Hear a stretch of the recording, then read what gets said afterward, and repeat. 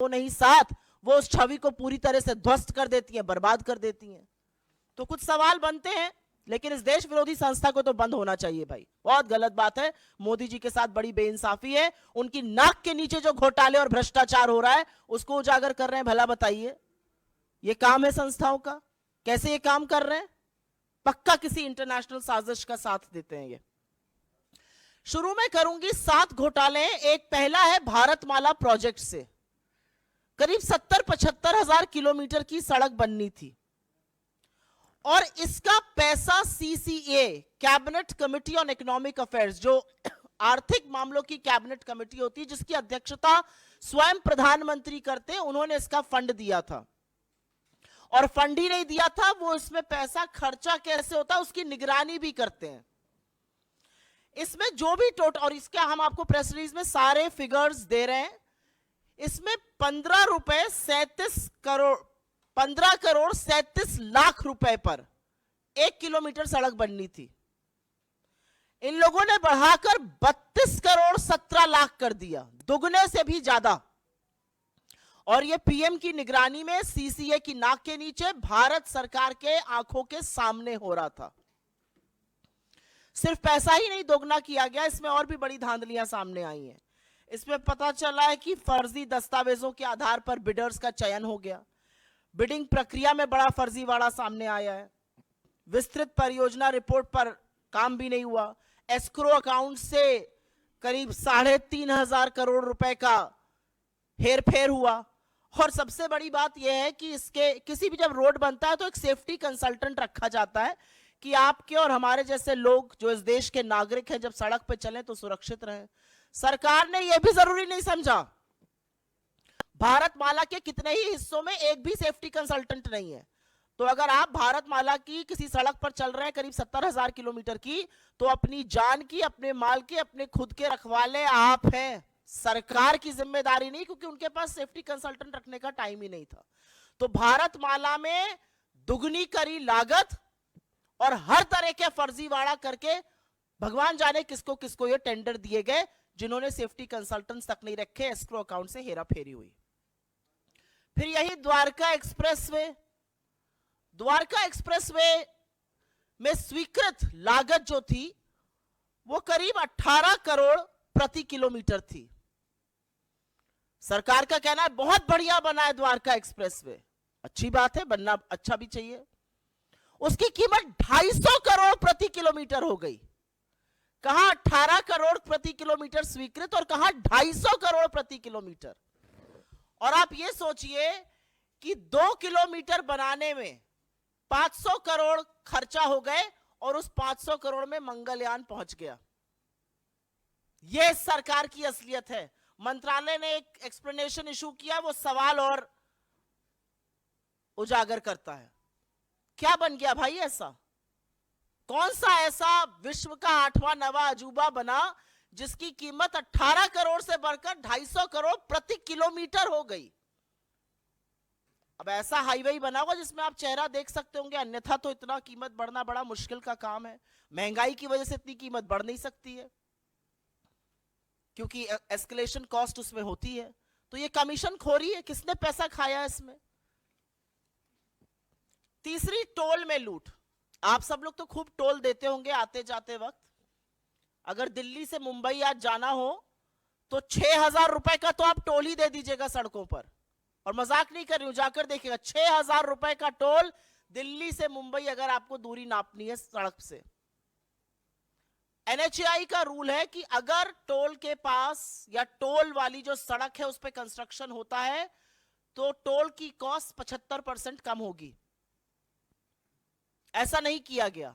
मात्र 5 टोल बूथों का, मात्र 5 टोल प्लाजा का सीएजी ने एक रैंडम ऑडिट किया और उसमें पता चला कि करीब करीब 132 करोड़ रुपए अवैध वसूल लिए गए लोगों से। ये मात्र 5 टोल प्लाजाओं की बात कर रही हूं। अगर पूरे देश के टोल प्लाजाओं का ऑडिट हो जाए तो सोचिएगा कितना लाखों करोड़ों का गबन हुआ है। और सड़क पे कौन चल रहा है? सड़क पे धन्ना सेठ चल रहे हैं या आप जैसे और हमारे जैसे मध्यम वर्ग, निम्न मध्यम वर्ग, गरीब लोग चल रहे हैं बसों से, गाड़ियों से, और वो सारा कॉस्ट निकालता है। तो 132 करोड़ तो टोल में लूटे, और एक और ऑडिट में पता चला है कि करीब 135 करोड़ एनएचएआई ने राजस्व का नुकसान किया, एक कंसेशन अग्रीमेंट होता है वो कर करके। आयुष्मान भारत, पूरे वक्त लोकसभा में यही सुनाई दे रहा था, हर जगह प्रधानमंत्री इसकी बात करते हैं, ये तो घोटालों का योजना निकली। आयुष्मान भारत में 7.5 करोड़ लोगों का, 7.5 लाख लोगों का, सॉरी, एक नंबर से रजिस्ट्रेशन हुआ है। आप किसी भी आधार सेंटर जाइए, किसी भी आयुष्मान सेंटर जाइए, वो सबसे पहले आपसे आपका फोन नंबर पूछते हैं। एक नंबर से 7.5 लाख लोगों का रजिस्ट्रेशन। और यही नहीं, आयुष्मान भारत के तहत 88,760, मोटा मोटा 88,000 मान लीजिए, उन रोगियों का भुगतान हुआ है जिनकी मृत्यु हो चुकी थी। मृत लोगों का इलाज दिखाकर क्लेम क्या भुगतान हुआ है। अब ये किसके पास गया है ये नहीं पता, लेकिन लाभार्थी के खाते में तो ये बिल्कुल नहीं गया है। 88,000 मृत लोगों के फ्रेश इलाज का क्लेम दिखाकर उस पर धांधली हुई है। और जैसा कि मैंने आपको बताया, 7.5 लाख लाभार्थी एक नंबर से जुड़े हैं। इनफैक्ट अगर आगे डेटा देखिए तो करीब करीब 1 करोड़ 24 लाख जो हैं वो मात्र कुछ फोन नंबर से जुड़े हुए हैं। भगवान की बात ना हो ऐसा कैसे हो सकता है, और वो राम जो सबके आराध्य है। अयोध्या में एक भव्य राम मंदिर बन रहा है। जमीन में जितनी दलाली भारतीय जनता पार्टी के नेता, एसडीएम, कानूनगो सब मिलकर कर सकते थे, बड़े बड़े नेता, ट्रस्ट के लोग, वो तो खूब हुई, वो आप लोगों ने देखा। और सरकार की बेशर्मी कह लीजिए या थेथराई कह लीजिए, एक शब्द उस पर बोला नहीं गया। अब पता चल रहा है कि अयोध्या डेवलपमेंट प्रोजेक्ट में भी खूब धांधली हो रही है। और धांधली ऐसी वैसी नहीं हो रही है, पैसा जो जनता का है वो जा रहा है ठेकेदारों के गल्ले में, अनुचित लाभ पहुंचाया जा रहा है। ऐसे ऐसे ठेकेदारों को जीएसटी का भुगतान हो रहा है जिनका रजिस्ट्रेशन कैंसिल हो चुका है। सिंचाई विभाग ने तो ऐसे लोगों को ठेका दे दिया जो अयोग्य थे। जो कार्यान्वयन एजेंसी है उत्तर प्रदेश राजकीय निर्माण निगम, उन्होंने परफॉर्मेंस गारंटी का एक पैसा होता है जो ठेकेदारों से जमा कराना होता है, वो तक जमा नहीं कराया। तो ये तो भगवान के नाम पर लूट मची हुई। पहले जमीन की धांधली में सस्ते में जमीन लेकर महंगे महंगे दामों में ट्रस्ट को भेजकर खूब पैसा कमाया इन तथाकथित राम भक्तों ने। हमारे आराध्य को, हमारे ईश्वर को भी नहीं छोड़ा। और अब उसी अयोध्या डेवलपमेंट प्रोजेक्ट में बड़ा घोटाला सामने आ रहा है कि करीब करीब 20 करोड़ रुपए तो ऐसे ठेकेदारों के गल्ले में गए जो अयोग्य थे। रजिस्ट्रेशन कैंसिल, जीएसटी का भुगतान आ रहा है। ग्रामीण विकास मंत्रालय, रूरल डेवलपमेंट मिनिस्ट्री, ये छठा घोटाला सामने आया है। क्या कहता है ये घोटाला? इसमें पेंशन का एक प्रयोजन होता है। वो पेंशन किसको जाती है? वो पेंशन जाती है वृद्धा पेंशन, विधवा पेंशन और विकलांग पेंशन। हर गांव में अगर आप आज की तारीख में चले जाइए तो आपको 10 लोग ऐसे मिल जाएंगे, वृद्धा, विकलांग, वृद्ध मिलाकर, जो कहेंगे हमारी पेंशन नहीं आ रही है। किसी भी जगह चले जाइए, वो कहेंगे हमारी पेंशन नहीं आ रही है। फिर हम उनको दिलासा देते हैं कि हम कुछ करते हैं, फिर हम डीएम को चिट्ठी लिखते हैं, फिर डीएम कहता है कि नहीं ऐसा आवंटित फंड कम हो गया है, क्या किया जाए। ऐसा तमाम जगह होता है, एटलीस्ट जहां जहां मैं जाती हूं वहां जरूर होता है। अब पता चल रहा है ऐसा क्यों हो रहा है, क्योंकि जो वृद्धा पेंशन, विकलांग पेंशन, विधवा पेंशन का पैसा है वो सरकार दूसरी योजनाओं के प्रचार प्रसार में खर्च कर रही है।